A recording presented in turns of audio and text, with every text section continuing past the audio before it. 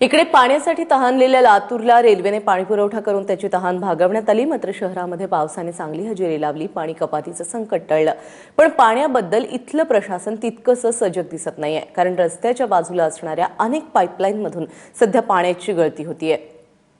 या पाईपलाईनमधून वाया जाणारं पाणी हे पालिकेने वृक्षारोपणासाठी तयार केलेल्या खड्ड्यात जात असल्याने रस्त्यावरती डबकी तयार झाल्याचं चित्र आहे। अद्यापही शहराच्या संपूर्ण भागात पाणी कपात रद्द झालेली नाही। त्यात पाणी वाया घालवणाऱ्या नागरिकांवरती गुन्हा दाखल करण्याची भाषा पालिका प्रशासनानं केली होती।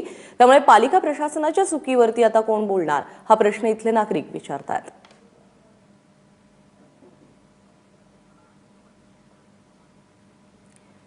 दरम्यान गेला महिनाभर लातूर शहराला पाणी पुरवठा करणाऱ्या जलदूत एक्सप्रेसची आज शेवटची फेरी असणार आहे आणि उद्यापासून या गाडीच्या फेऱ्या बंद करण्यात येणार आहेत।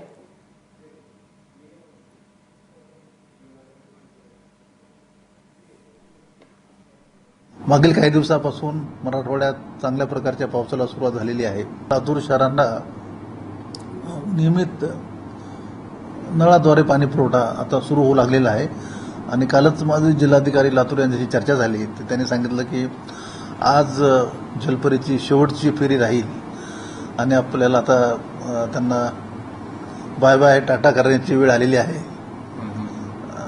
पण ही गोष्ट खरी आहे की रेल्वेद्वारे पाणी पुरवठा आपण करू शकलो म्हणूनच लातूरकरांना फार मोठा दिलासा मिळाला।